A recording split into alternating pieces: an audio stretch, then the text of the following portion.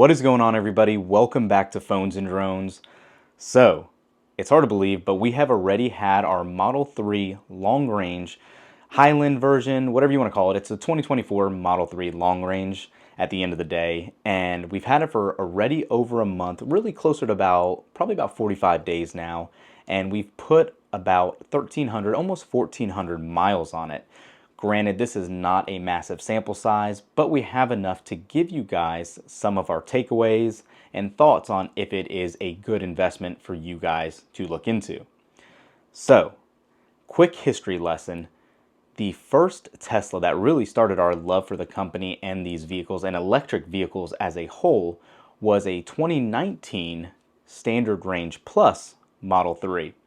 Yes, we did have full self-driving back then. It was much more limited. We didn't truly understand it at that point, and really how the empty promises have worked, unfortunately, over the time, but that's not here nor there with the vehicle itself. But we do have a good baseline to compare what it was to what it is now. Tesla is known to iterate their products not even on a yearly cycle, just throughout the actual life of these vehicles. A 2024 might not be the same that was made in January as it is in October, just because of little tweaks along the way. Power trunks are a good example that they've done recently. They have had a ton of basically different features and functions added over time. So just because we got this one early in 2024 doesn't mean the same one will be the same you might get later in the year. It'll probably be even better. But our one complaint on the Standard Range Plus was truly not understanding the range behind it. So you hear, at that time I think it was like 240 miles of range.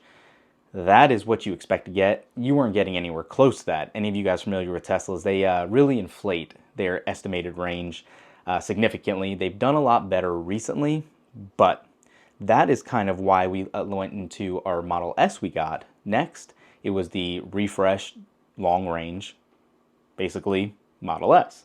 This is one with the yoke and all that, but we did so just for the actual range itself. That was our most pressing and important feature here. Could have got a Plaid, but the performance in the long range was just as good, and we valued that range instead. So that lease ended. Fast forward to us getting the Cybertruck, and now getting this Model 3 long range, simply for the fact, well, the performance wasn't available. We kept getting pushed on that, but also we valued that range over performance. So I think a lot of people are going to have that dilemma. Do you want this extra performance? Do you want this extra range? I think the long range is a good mix of both, thanks to the quicker 0 to 60 and that additional range that the dual motors provide. So in our time driving it, there is a drastic difference and a huge improvement over this Model 3 from what we came from. The interior, the quality actually screams much more premium than what it did in the past. The little accent lighting is an extra little touch. I really do like it. I've talked about it in our Cybertruck. I love that it's in the Model 3 as well now. The motors work great. The actual watt hours per mile, you can get it right around 200 if not less, and you are definitely hitting that estimated range that you get in the long range variant now. It's been a pleasure to drive. It is very smooth. The suspension is definitely significantly improved. You're going over bumps, you're driving down the road. It actually feels like a more premium vehicle. Since this is over $50,000 before any tax credits, it's definitely nice to see.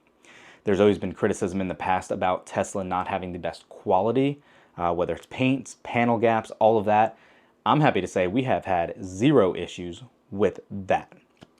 Now, it's not to say it's flawless. Tesla still has a tendency to miss little things here and there. We had one minor issue where it was almost like the steering wheel was scraping when you turned it. Very strange. And unfortunately, we've noted this since we took delivery. Tesla service is still poor, sad to say. Again, been over a month since we requested this service. We are still being pushed out because the alleged parts aren't available. Our appointment has been pushed 2 separate times now. We'll see whenever we get that service. Stay tuned to the channel for the latest on that. The new body language, the new deduction in coefficient of drag, thanks to basically trimming the fat on the hood, it makes it so much more aerodynamic. More efficiency, obviously, is what's important for these electric vehicles. The new wheel covers look great as well. I'm a huge fan of these Aerofits. They're not as good as, obviously, the performance variant, I really do like those under the aero caps, but these still do look good, as traditionally all Tesla rims do. But just another call out there. So from a design standpoint, everything they did here really is much improved. Still good to see they have the wireless chargers. All of the interior accents really are nice. From a comfort level driving standpoint, being able to actually control your steering weight is huge. I know a lot of people I've actually let in and drive the vehicle complimented the difference between actually feeling like you're in control of the vehicle with a heavier steering than just very loosey-goosey, to say the least. And it has been a pleasure, and I've got nothing but compliments in regards to that. So performance is great. Actually, looks of the vehicle, huge improvement. It definitely looks sharp. The added features with the power trunk and all that, it seems very minimal, and I know it was on some of the last gens too. I'm definitely a fan of having that. You still have the same comfort level in the passenger seating. You do have heated and cool seats now in the front and passenger, not the rear passengers. It's still only heated. The addition of that rear display, amazing. Obviously, Tesla's going to be rolling these out to all of their vehicles in the fleet. I think the Model Y is the only one that still does not have this. Once that refresh comes around, they will also get this benefit, and it's awesome, especially if you have anybody in the backseat or little children. The ability to watch a show or play a game and be entertained on their own, big plus. And thanks to Tesla's software improving over time, even with one of their latest software updates where it actually utilizes that rear screen to show how much time's left from the distance to your destination, all of that, it really entertains the little one that I have, and it is just another one of those little feather in Tesla's caps that makes it that much better. Aside from all this, guys, it has been a bunch of praise. Again, the newness is worn off, you can say, but it is definitely one of Tesla's best vehicles, and being that it's a Model 3, whether you get the rear wheel drive, whether you get the long range or the performance, you are going to get basically all of these features across the line. And since the Model 3 is now eligible for the tax credit and all that, it's really starting at about $35,000, which is pretty insane for what you're getting here value-wise. Obviously, if you get the rear-wheel drive one only, you're losing out on some of the performance. I think it drops to 4.6 seconds in 0 to 60 or 4.9. Again, not a slouch by any means, but just not as good as the 4.1 or 2.9 that you could be getting depending on the variations that are there.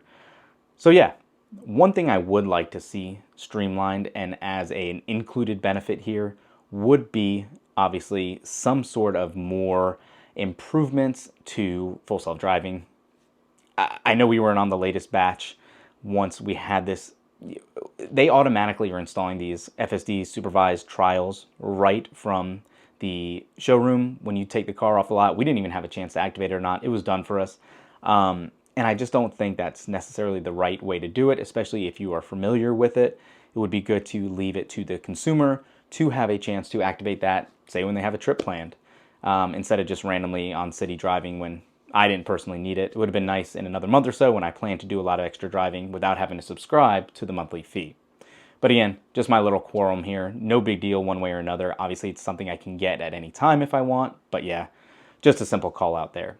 Aside from that, guys, all thumbs up. I think you'll be very happy with it. If you haven't even test drove one, go test drive it. See the difference, especially if you're familiar with a Model 3 from prior years or even a Model S or a higher trim vehicle.